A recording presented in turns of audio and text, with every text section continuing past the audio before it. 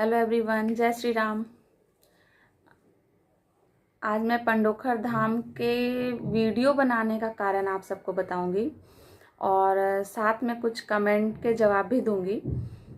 मैं वहां दर्शन के लिए गई थी, कुछ समस्या लेके गई थी और मुझे सही लगा वहां के वीडियो डालना और वहां के बारे, क्योंकि मैं कहीं भी जाती हूँ तो घूमने जाऊँ या किसी दर्शन स्थल पे जाऊँ, कहीं भी जाऊँ, मैं वहाँ का वीडियो ज़रूर बनाती हूँ और सबको दिखलाती हूँ। तो वो मेरा कोई ये ध्येय नहीं है कि मैं सिर्फ और सिर्फ पंडोखर धाम का ही वीडियो डाल रही हूँ। वहाँ मैं गई, वहाँ रही, जो भी मैंने समझा उसके बारे में मैंने आपको बताया और उस वीडियो के थ्रू बहुत लोगों को ये इच्छा हुई जानने की उसके विषय में कि कैसे होता है, कितने होते हैं, कितने लगते हैं रुकने के। तो फिर मैं उस पर वीडियो बनाती चली गई और आप लोगों को बताती चली गई। आप लोगों के कुछ 2-3 कमेंट्स आए हुए हैं, उनका जवाब दे दूँ। तो सबसे पहले पंकज यादव भैया जी कुछ पूछ रहे हैं कि कमेंट में उन्होंने लिखा है कि वहाँ कभी भी जा सकते हैं क्या।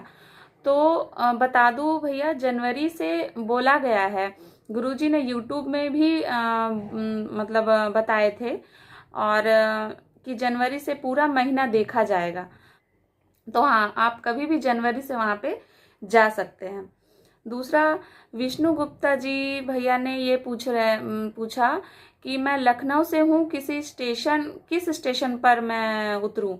तो भैया मैं बता दूँ, आप कहीं से भी हो, और भी लोगों के लिए कहीं से भी हो, मैं पिछले वीडियो में भी बता चुकी हूँ ये कि आपको झांसी स्टेशन ही उतरनी है। झांसी स्टेशन मेन जंक्शन है और वहाँ से पंडोखर के लिए गाड़ी चलती है।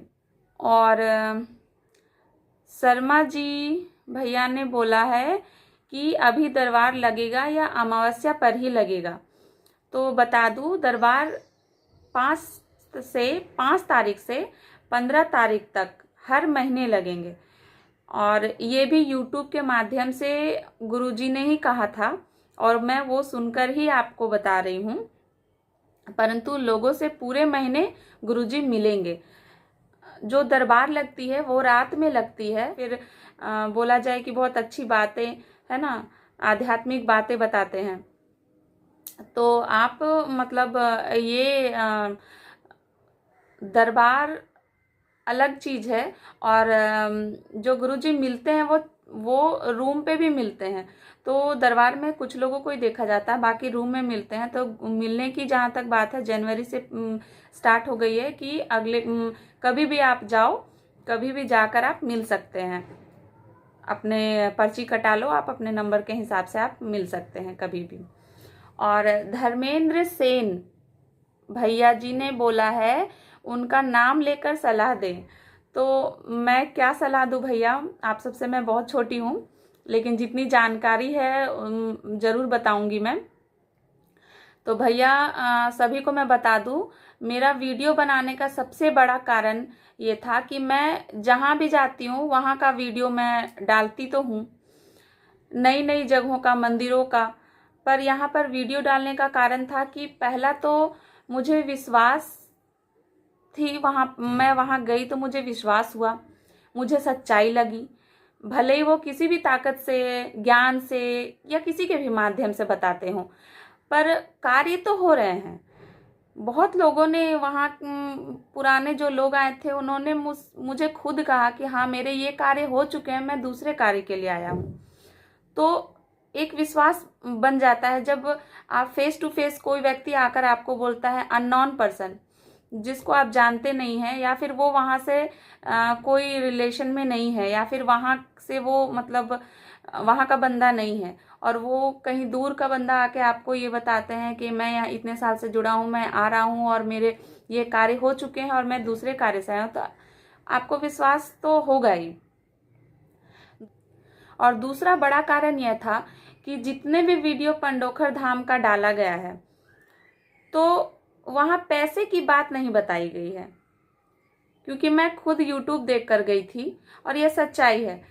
मैं खुद यूट्यूब देख कर गई थी और मुझे भी सिर्फ यही जानकारी थी कि 5 अमावस्या जो लगेगी और मैं जो जितने की पर्ची कटाऊंगी, बस उतनी ही काम है।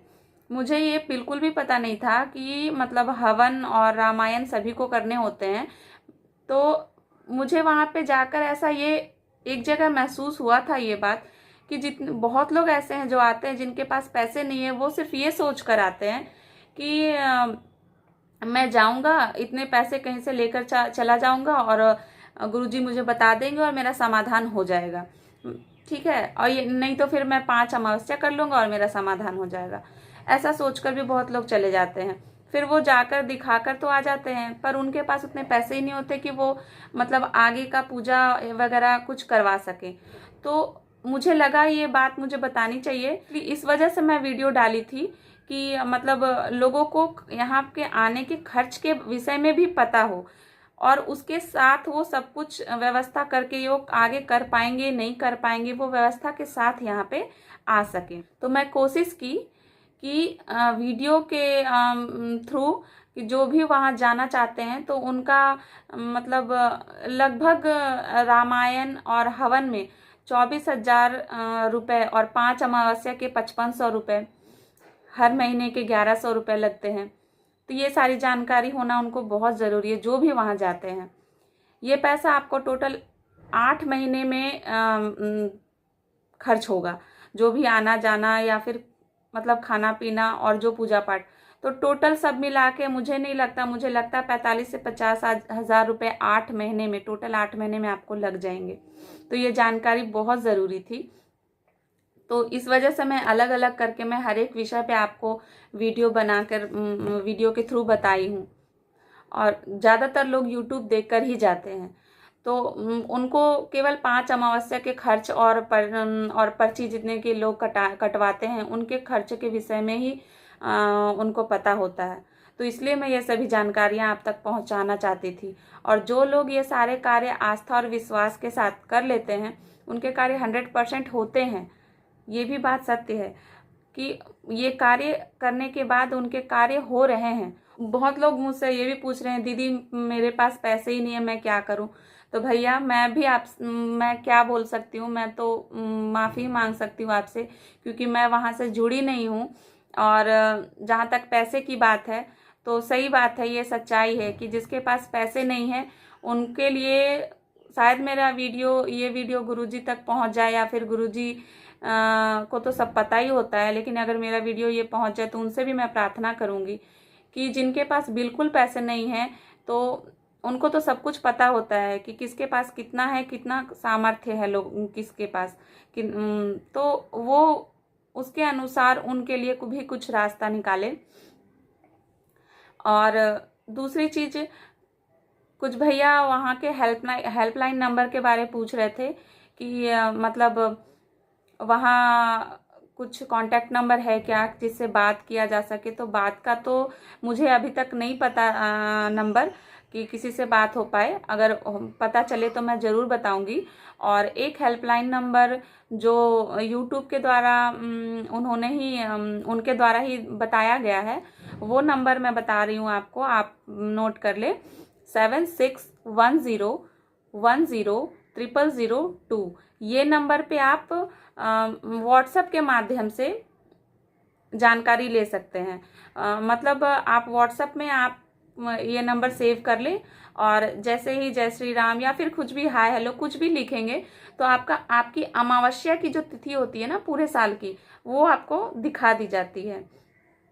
और इससे ज़्यादा जो भी मुझे पता चलेगा मैं ज़रूर बताऊंगी। सभी वीडियोस को भी देखते रहने के लिए लाइक करें, कमेंट और करें और सब्सक्राइब करें ताकि मेरी सारी वीडियो आप तक पहुंच सके। जय श्री राम।